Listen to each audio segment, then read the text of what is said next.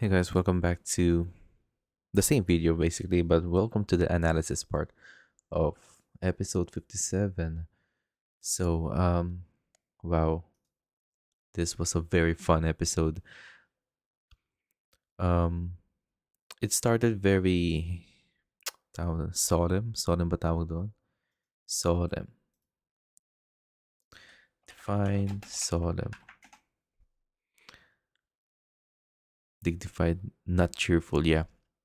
It started very solemn kasi, it felt like it was a cold start. Tahimik lang, kalungan nakamute, di ba? Pero it just felt like, okay, this is one of those episodes so that it's going to be depressing again. But you know what? A lot of good things happened here. A lot of good things happened here that kind of lifted up my mood. So basically, yung pagsasayaw ko kanina, it made this episode more cheerful. So I think every episode kailangan ko ng sumayaw, 'di ba? Pero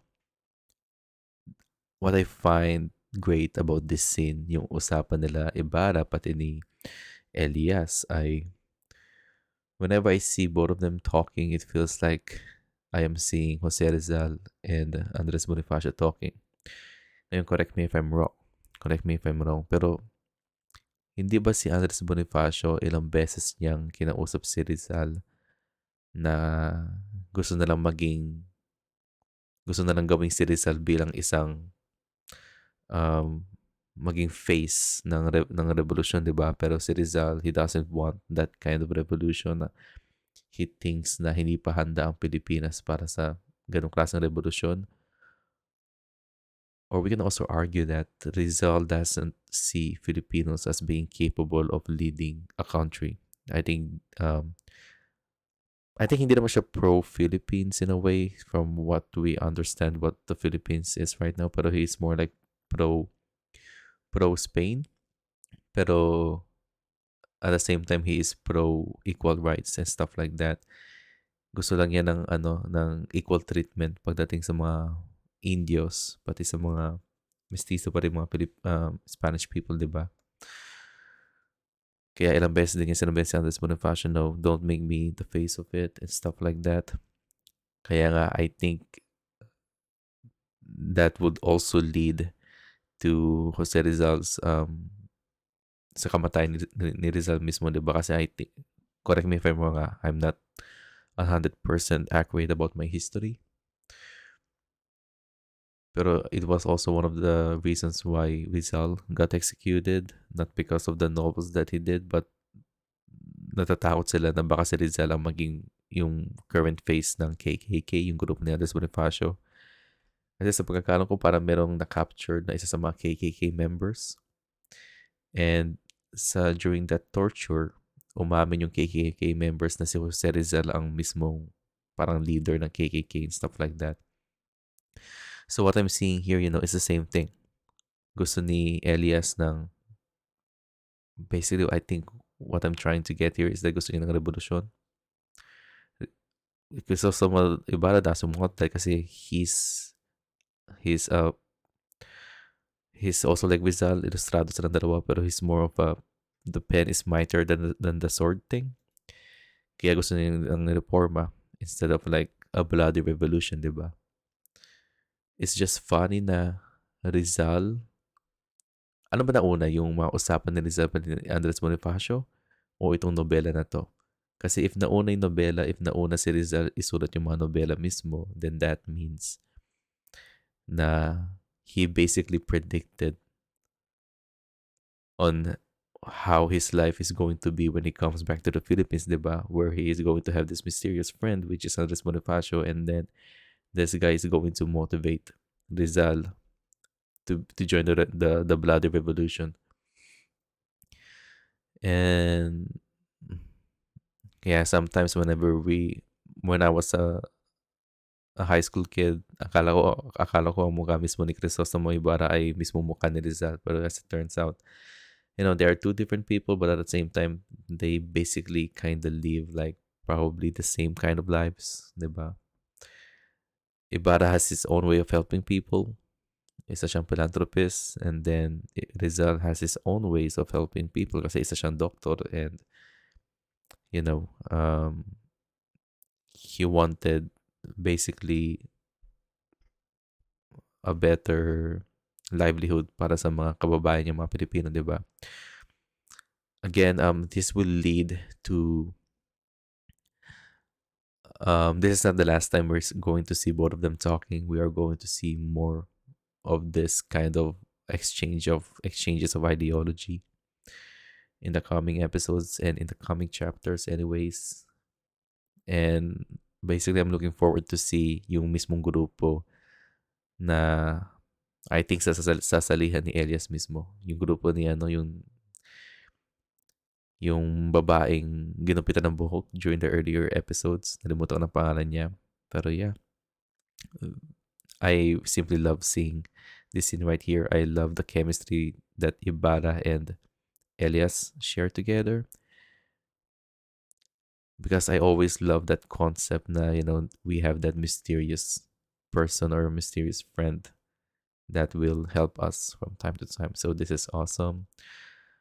Again, in this scene, we are seeing a lot more about um, Padre Salvi's true intentions here. I think basically from what I'm getting here, he is just looking for a way to do what he wants to do. Pagdating kay Maria Clara, but at the same time, he is also very afraid of it. Um, Basically, this scene right here makes me wanted to hate Padre Salvi more. And if you guys were on the first part of the video at nakinig kayo sa mga comment replies ko, I was very afraid of what Padre Salvi has been doing all this time whenever he's alone with Maria Clara. So it sucks for them, pero Padre Salvi feels like he has the upper hand. Walang Ibarra na magdilikta sa kanya. In this situation, wala si Padre Damaso. And, he is all alone with Maria Clara. And, Maria Clara is like his crush. Or maybe more than a crush or something like that. I just hate this guy. And, he basically take advantages of people. So, I really hate him. Kaya, there are a lot of usap-usapin na baka nga niya ginahasa si Maria Clara. Pero, I just feel sad for Maria Clara to begin with. Pero ito, this is, hindi ko alam kung ano meron sa letter na to. I think this is the same letter na yung letter para na galing kay Linares mismo, para kay Padre Damaso. Yung letter na yan ay baka yung letter na kung saan nandiyan yung sikreto mismo ni Padre Damaso na anak nga niya si Maria Clara. Or maybe itong letter na to ay galing kay Crisostomo na hindi na-mention na yung last episode na may sinend si Crisostomo Ibarra na letter para kay Maria Clara, di ba? So I think itong letter na to ay about basically kay Padre Damaso. And I think what's going to happen here is that I think Padre Salvi is going to use this letter to get something out from Maria Clara mismo.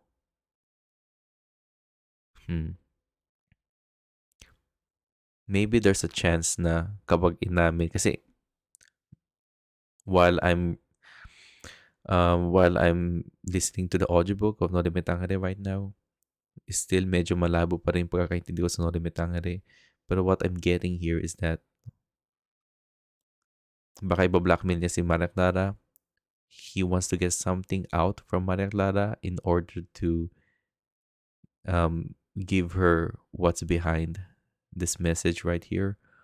Or sasabihin niya na anak siya ni Padre Damaso, and maybe Maria Clara doesn't want that story out in public. Who knows, diba? So we'll still have to see more of the show to know about that. Basically, we were able to see Padre Damaso here in his weakest point, in his lowest point, diba? And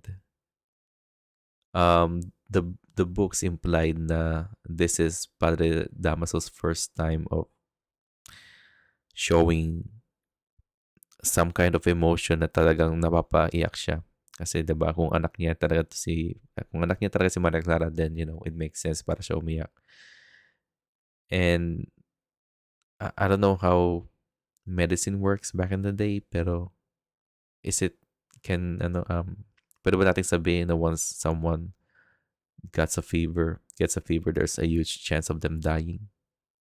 Kasi wala pang modern medicine back in the day. So maybe, umiyak siya dahil, lagnat lang yan, stuff like that. Umiyak siya kasi, there's a huge chance na baka nga mamatay si Maria Clara mismo. Kaya ngayon nakita ni Ibarra si Maria Clara, parang iyak na rin siya, di ba? So, understandable why Padre Damaso has to express this kind of emotions para sa kanyang inaanak or kanyang anak. Pero ang may gagawa nito ay si Padre Damaso din naman mismo. So, jokes on him. Siya ang dahilan kung bakit nilagnat si Maria Clara. Hopefully, Padre Damaso will see that na kailangan niya talaga si Ibarra para hindi lagnatin si Maria Clara, para hindi siya ma-depress. Pero he is just too, napaka-narcissist lang niya, and he's just too prideful to give Ibarra what Ibarra needs. Diba? And what Ibarra needs right now is Maria Clara herself. So, it is what it is. Family history, drama and stuff. It sucks. Pero, him crying, he deserves it. Kaya, kung Padre Damaso, kung malungkot ka, buti nga sa'yo. Alright. Now, let's move with your excellence. The greatest of all time. GOAT. I love this character. This is the one that I've been talking about in the previous episodes na there's something na magpapasaya kay Ibarra mismo, and actually the guy I'm talking about is this. Tawag ko sa kanya Your Excellence, pero turns out siya pa rin Kapitan General. Akala ko siya yung mismong hari ng Spain na pumunta sa Pilipinas, pero no, he's just a Captain General. And he's very charismatic and stuff like that. He really cares about people. I think he is very passionate about he is very passionate for the betterment of the Philippines during this time. Pero he can't do the stuff that he wanted to do for the betterment of the Philippines with all of these people right here governing the country itself. Mga corrupt na mga praile, mga corrupt na government officials and stuff like that. That's why he is very fond of Ibarra.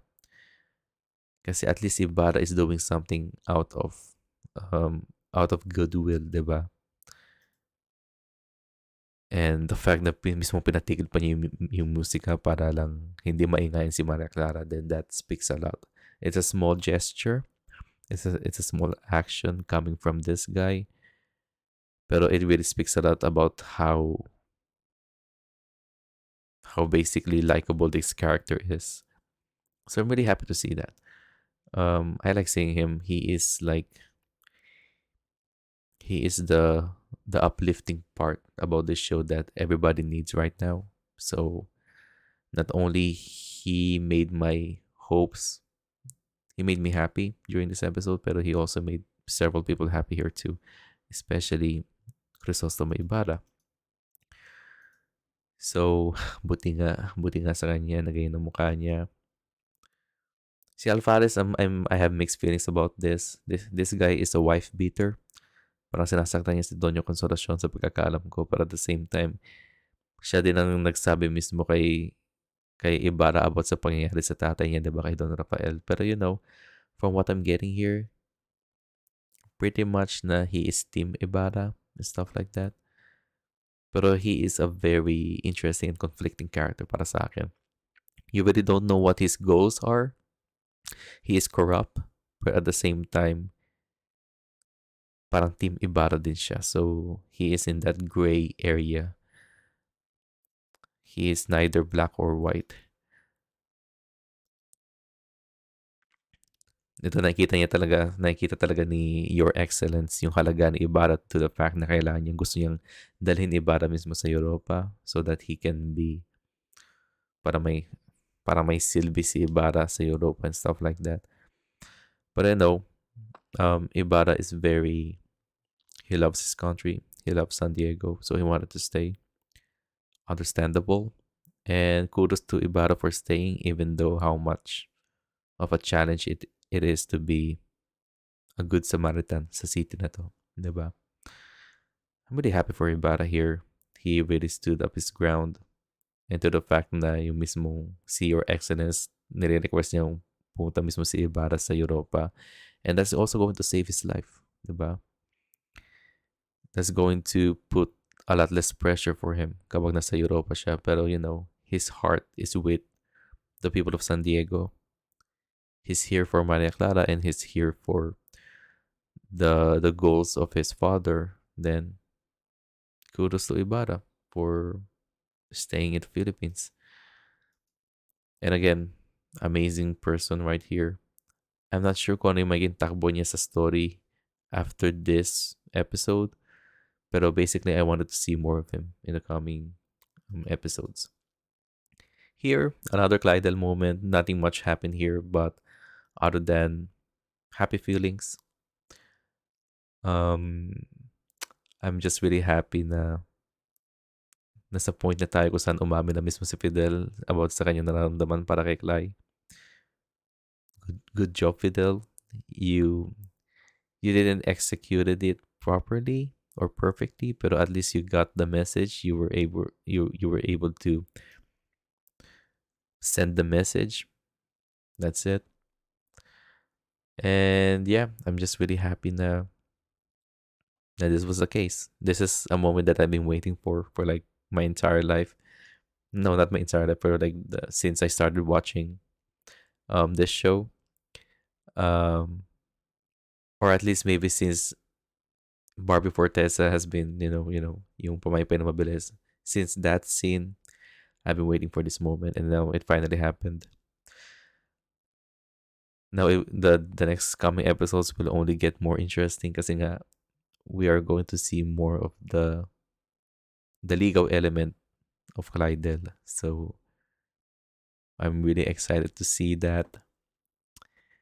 Grabe lang no si Cly, she's very ignorant about the fact na may gusto si Fidel sa kanya, pero I think Fidel was able to send his point across, so I'm just really happy to see that. And again, hopefully more of these scenes coming in. But I think the highlight of the episode is at the end. But I think this is my second part. My second favorite part of the episode itself is itong scene na to. So, I think that is really, really, really cute. Makikita natin kung paano mandigo si Fidel. Hey, hopefully we'll get to see a Harana scene, right? Kasi one of my favorite moments from this show is that Harana scene na ginawa ni Ibarra para kay Mara Clara mismo. Hopefully, Ibarra can be his wingman and haranahin ni Fidel mismo si Cly in an upcoming episode, diba? So, that will be great. Again, si Your Excellence. Ito yung sinasabi ni Ibarra mismo na hindi lahat ng mga Espanyol ay masasama. So, he is a unique case na hindi nga siya masama. Pero we'll see. We only saw a small part of Kapitan General. A small part of him kung saan everything about him is basically great. So I'm really happy to see that. Alright. Okay, next one. Ano pa ba yung next one dito? Here.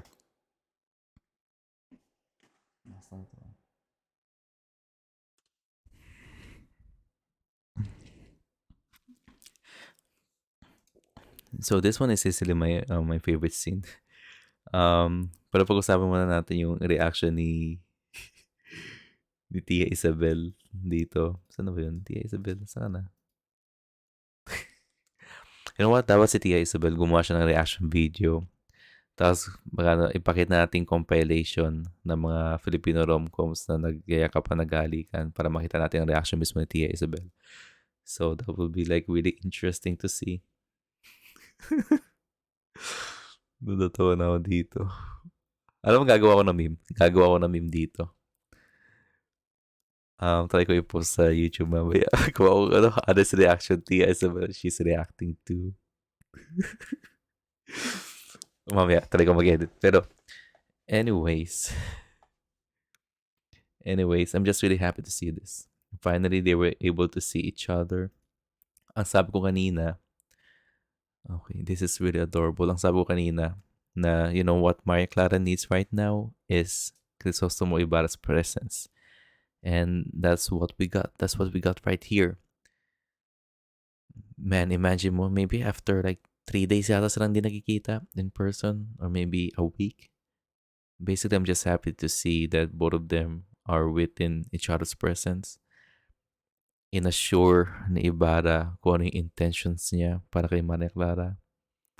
And hopefully, with that kind of knowledge, at least medyo gagaling na mismo si Maria Clara. Pero we'll see. This still feels like a bandage to her illness. This isn't like a permanent solution to her illness and to what she's feeling right now. They are still not at the everything is still not normal. Ayon sa abangan, si Padre Damaso, he is still very willing to have Maria Clara marry someone else other than Ibarra. So that sucks. Pero again, No Limitangere basically is a love story between Maria Clara at Ibarra. And I feel like itong love story nito is something that is really I think yung love story nila is a message na, basically it's just Rizal's way of saying na through love, we can be the best versions of ourselves. Kasi we're doing that for the betterment of our partners, diba? Other people might think na, okay, I wanted to be the best version of myself. I'm doing this for myself. Then that's self-love. In this case, they wanted to be the best versions of themselves because Ibarra is doing it for Maria Clara mismo. And it is something that they think na it's going to secure their future, diba?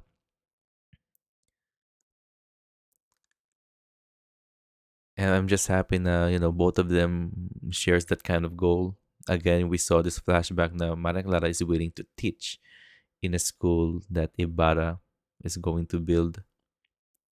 And Ibarra is really willing to have her, I think, as a teacher in that. It will make things more differently. Kasi both of them are very open about ang pagdating sa education system during this time. They do know that at least there's some kind of change that needs to happen para mabawasan yung mga mangmang na Pilipino during this time. And yeah.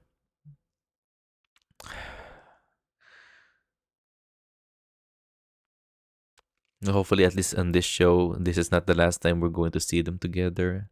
I wanted to see more scenes na basically both of them are just sharing a happy moment.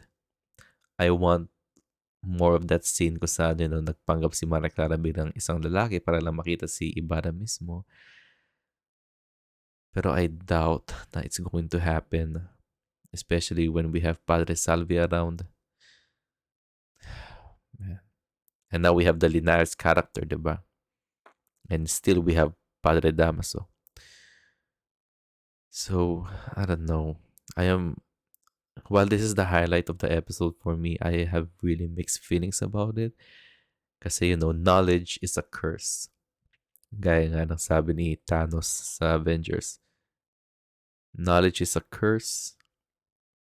Alam ko na yung end game ng No Limit Tangere. So seeing this,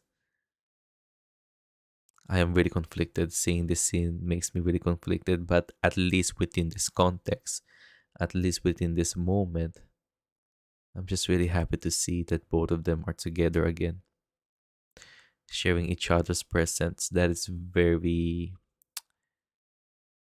um no amount of money, no amount of time. I mean, what I'm trying to say is that, you know, at this in this case right here, this moment right here is very very eventful para sa kanilang dalawa, because both of them are at their weakest point right now. Nagkasakit si Mana Clara, umiyak si Ibarra. And again, what they need right now is just each other. And I'm just really happy to see that this thing happened. Now I'm curious to see whether itong pagkikita nila habang may sakit si Mara Clara, whether it happened in the books. I think this thing didn't happen in the books at all. Parang hindi yata nangyari to. Nabalita lang yata ni Ibarra na may sakit si Maria Clara mismo. Pero correct me if I'm wrong, kung nangyari to sa libro or hindi. Pero I think hindi to nangyari sa libro. So if this is like an added scene na nilagay ng mga writers, then this is what we need as viewers. Pero yeah, um, again, I'm conflicted. All good things comes with a price. So, you know, you know, I'm just getting ready myself for the next episode. But basically, that's my analysis on this episode. An amazing episode. A lot less depressing than I was expecting. Pero yun ang nagagawa kapag sumasayaw ka sa intro ng Maria Clara Tibara. Thank you for watching, you guys. See you guys around. I'm excited to see your comments tomorrow. And yeah, take care, you guys. Goodbye and take care. Paalam, mi amigos y amigas.